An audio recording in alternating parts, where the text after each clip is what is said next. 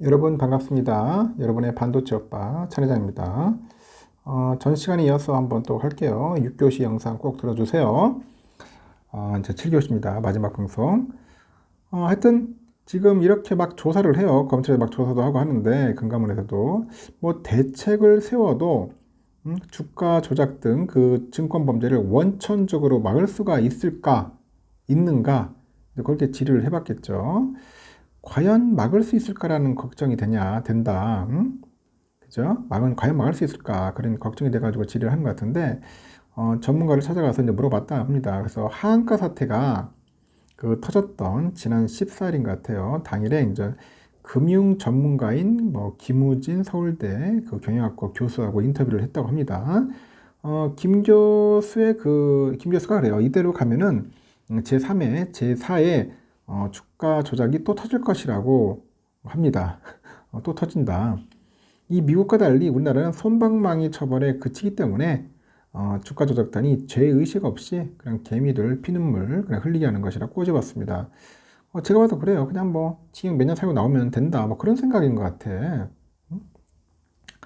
일단은 미국과 우리나라가 얼마나 다른지 한번 사례로 한번 이야기를 해볼게요.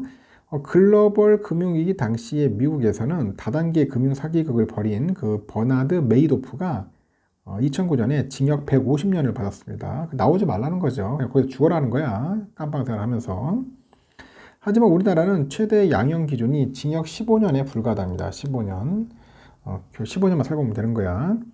이렇게 주가 조작단이 이제 수백억 원이죠. 부당이득을 챙겨도 수사당국이 그 부당이득 산정에 실패를 하면은 최대 5억 원 정도? 한 5억 원 정도만 벌금 내고 그냥 좀 살고 오면 돼요. 그러니까 이렇게 한탕을 하는 것 같습니다. 이번 달 하한가 사태에 연루된 카페 운영자죠. 이 친구도 보니까 이미 주가 조작으로 또 처벌을 받았었는가 보더라고. 또 주가 조작 혐의로 조사를 이제 받아 했죠. 받았고, 또 받는 거겠죠. 또 이제 수백억 수억 챙기고 수익 챙기고 이제 몇 년간 감옥 갔다가 와서 또 주가 조작 저지르는 그런 악순환의 고리를 끊어버려야 돼. 그렇죠. 그럼 아예 주식 투자를 못하게 만들어야겠죠. 하여튼 이게 참 문제야 내가 볼 때는. 그리고 금감원은 AI에 기반해서 주가 조작을 전방위로 포착하는 시스템 구축에 나선다고 합니다.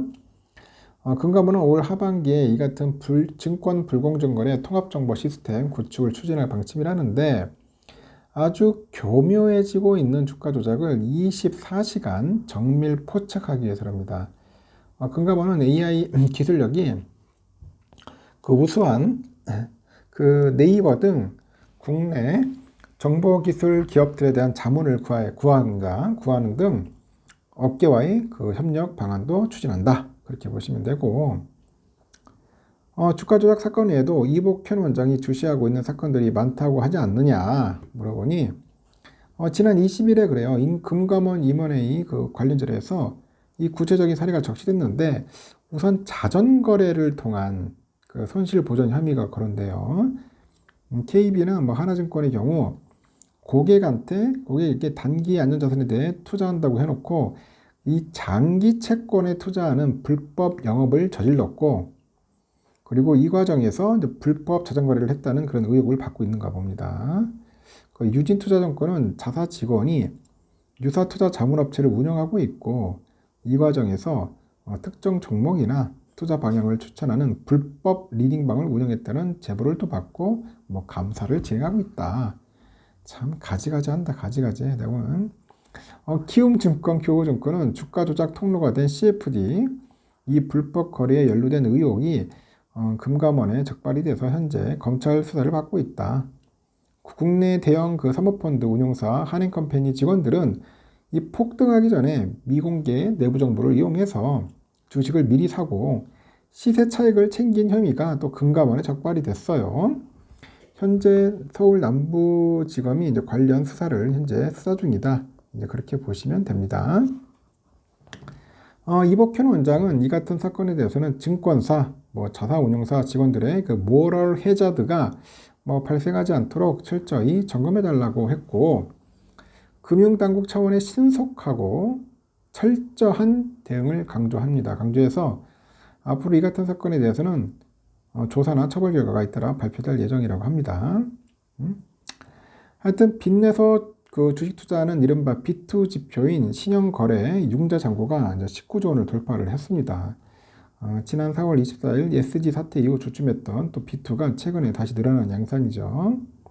그럼 금감원이 그 빚내 가지고 투자 관련 점검도 하지 않냐 물어보니 일단 B2가 계속 늘다 보니까 금감원이 관련 점검을 하기로 한 소식이란 것 같아요. 금융투자협회에 따르니까 지난 22일 기준 했을 때 뭐 유가증권 코스닥 시장에 신용거래융자 잔고는 총 19조 4,289억인 것 같아요. 이 규모가 SG 사태 직후인 지난 4월 28일 이후 한 달여 만에 최대치 기록을 했고 코스닥의 신용거래융자 잔고는 9조 9,630억, 코스피 잔고는 9조 4,658억보다도 많았다고 합니다. 특히 지난 14일 하한가 사태에도 B2는 오히려 늘어난 영상인데 신용거래융자 잔고는 지난 13일 18조 9,350억, 14일에는 19조 700억, 15일에는 19조 1,369억, 16일에는 19조 1,495억, 19일에는 19조 1,600억. 계속 늘어나네요. 20일에는 19조 1,906억, 20일에 19조 3,274억. 하여튼 꾸준하게 올라간다. 22일, 그러니까 19조 4,289억. 일단 두 번째 주가 조작 사건으로 주가가 출렁였는데도 B2 열풍이 좀처럼 사그라들지 않고 있다. 이 때문에 금감원이 현재 B2도 현재 주시하고 있다고 합니다. 관련해서 2차전지 작전주 점검에 나선다는데 이 소식에 대해서도 좀 알려달라 했더니 B2가 늘어난 종목을 살펴보니까 2차전지 관련주의 B2가 급증을 했다. 올 상반기에 2차전지주 주가가 오르면서 이 빚내서 주식 투자하는 규모도 늘어난 것인데 얼마나 늘었는지 한국거래소 통해서 확인을 해봤답니다. 이 결과 올해 보니까 신용거래 잔고율 증가 상위 종목 탑5 피코그램이 8%, 미래산업 7.8%, C큐브 7.6%, SAMG 엔터 7.4%, 브릿지텍 6.8% 이렇게 된가 봐요. 현재 신용거래 잔고율 탑5 기업은 KBG 11.08, 데모가 10.63, T사이언티픽 9.9, 나무기술 9.7, 유니온머티리얼 9.7. 다 모르는 기업들이네요. 이런 기업들이 지금 신용거래 잔고율이 높아요. 2차전지, 반도체, 우크라이나 제공 관련주 등이 이렇게 포함되어 있다고 합니다. 그리고 듣도 보도 못한 이런 기업들이 있어요. 그래서 금감원은 이렇게 B2가 늘어나니까 2차전지, 작전주 솎아내기 나섰고 방식은 투트랙이다. 정관에 이제 2차전지 등의 그런 신사업을 추가한 기업은 정기 보고서에 그 진행 경과를 의무적으로 기재하도록 하는 공시 강한 방안 같습니다. 공시. 이것은 2차전지 사업도 하지 않으면서도 2차전지주로 주가를 띄우는 작전주를 차단해 주다. 작전주 조심해야 합니다, 여러분. 2차전지 등 그 신사업을 신규 산업 목적에 추가하고도 추진 경과를 보고하지 않는 그런 기업에 대한 전방위 조사도 추진이 된다고 합니다. 투자자들은 오르고 있는 2차전지주에 대한 그 조사에 불만이 큰 상황인데 하지만 두 차례 그 주가 조작 사태를 겪은 금감원은 주가 조작 재발 방지에 올인하는 상황이고 특히 이복현 원장은 직을 걸고 주가 조작과의 전쟁에 나섰고 올 하반기에 관련 조사 결과가 나올 것으로 보이는 것 같아요. 그래서 2차전지주를 둘러싼 관심이 더 뜨거워질 것이다. 그렇게 보는 것 같습니다. 그러니까 하여튼 심각합니다. 문제가. 하여튼 나쁜 놈들도 많고 이걸 가지고 이제 교모하게 꾸며가지고 개미들 핏바람 보려는 놈들이 많습니다. 그래서 여러분들 정신 바짝 차려야 돼요. 잘못하면 그대로 당합니다. 참 힘듭니다. 힘들어.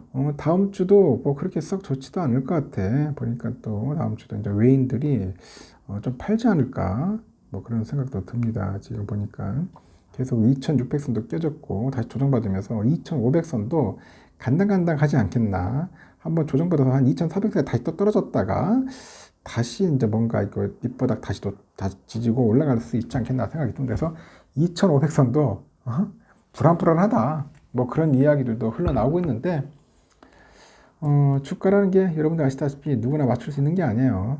맞출 수는 없습니다. 힘듭니다. 하여튼 분위기 자체가 그렇게 썩 좋지는 않다는 거죠. 경기 상황이 또 안 좋고 하니까 어느 정도 다시 또 조정을 받지 않겠냐는 것도 있고, 너무 또 급하게 올랐어. 급하게 오른 종목들은 여러분 아시다시피 또 조정을 받아요. 그래서 이제 여러 다양한 측면들을 좀 볼 필요가 있다는 거죠. 하여튼 참 힘듭니다. 힘드니까 이런 상황을 여러분들 잘 판단하셔서 주식 투자에 염두하셨으면 좋겠습니다. 잘 모르거나 자신이 없거나 남 이야기만 듣고는 절대 하지 마십시오. 알겠죠? 그냥 안전한 주식, 1등 주식 이런 거만 하세요. 그게 제일 나을 수도 있고 속 편할 수 있고, 그냥 장기적으로 내가 모아갈 그런 주식들만 하시면 될 것 같습니다. 하여튼 수고하셨고, 다음 시간은 아니다. 내가 보다 내일 새벽에 하시면 되겠네요. 이거 마지막 방송이니까 내일 새벽 6시에 뵙도록 하겠습니다. 여러분 쉬시고요. 좋은 밤 보내십시오. 굿나잇.